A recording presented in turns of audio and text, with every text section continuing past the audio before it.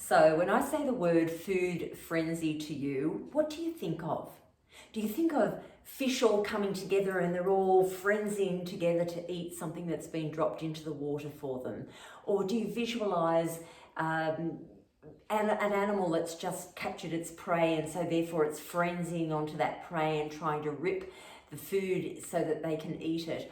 Or are you visualizing humans all sitting together and laughing and throwing down wine and food? Well, for me, for food frenzy and for this particular topic, I am going to talk about us humans and actually how much we're eating, when we're eating, why we're eating, and see if we can break it down and put it into relation to your hormones right now if you're a woman over the age of 40. Because what's happening if you're in your 60s or 70s, even your 50s and 40s, our metabolic rate is slowing down. It's slowing down faster than we would like it to. And if that doesn't mean anything to you, your metabolism, your metabolic rate is the rate that your body is able to actually burn the fuel that you put into it. And the fuel you put into it is the food that you eat. And of course, drinks are also fuel that you put into your body. So once something goes in here, it needs to be processed. It needs to be given to different cells and organs and through your bloodstream and up to your brain, and it allows you to function.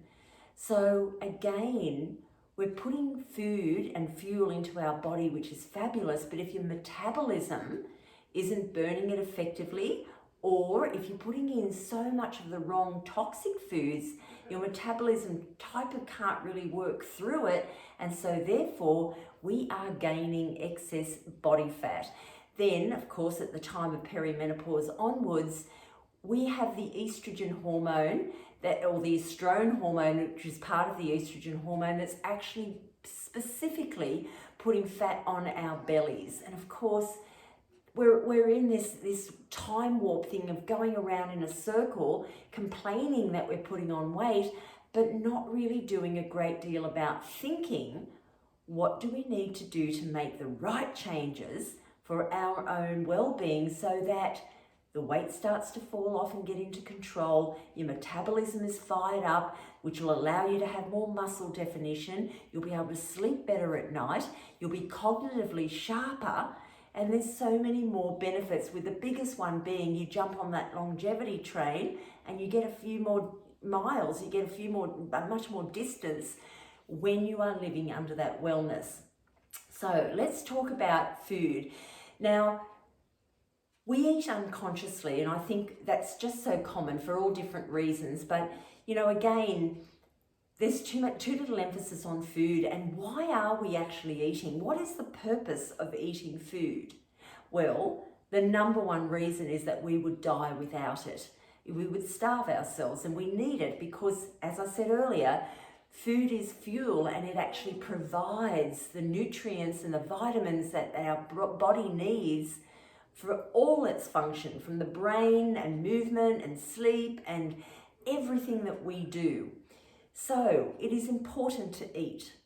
But the thing is, we often eat unconsciously. So we eat either at a time of the day because we're told to, or at a time of the day that we just know we're in a routine. We have breakfast at this time, lunch at this time, dinner at this time, and so therefore we just fall into it, whether we're hungry or not.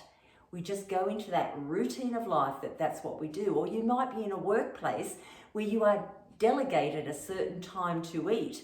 Whether you're hungry or not, that's your break. And if you don't eat at that time, then you may not eat for another 6 or 7 hours. So of course, these are the lifestyle habits that we fall into, and some of them, as I said, we've got our hands tied. Now, the pace that you eat as well. So if you're eating really, really fast, then again, you're unconscious about what you're doing at that time. So you could be reading a magazine and throwing your meal down, but totally unconscious even about what you're eating. You may not even taste the food that goes, through your lips and onto your taste buds because you're distracted. And this, a very good time to give you a reason as to when this happens is when you're out at a restaurant with friends And if you're sitting around and you're drinking wine, or you don't even have to be drinking wine, you're just having conversation and the food's on the table and the time passes by, you're not really conscious of what you're doing, how much you've been drinking, how much you've been eating. And this is where, again, we fall into that pattern that we get into of being unconscious about food. Now, the other reason that, again, we can be quite unconscious about eating, and we could be eating fast, is simply because we're stressed. We've got such stress levels, and this particularly will happen in a workplace where we're so stressed out that what we do is we know that we've got 5 minutes. I've got 5 minutes. I'll run to the fridge that I brought my meal that was there 2 days ago, and I'll go and grab that, and I'll sit at the desk and I'll continue working and answering phones, and I'll throw food down when I can. Okay? I mean, even me saying that makes me feel very anxious and stressed.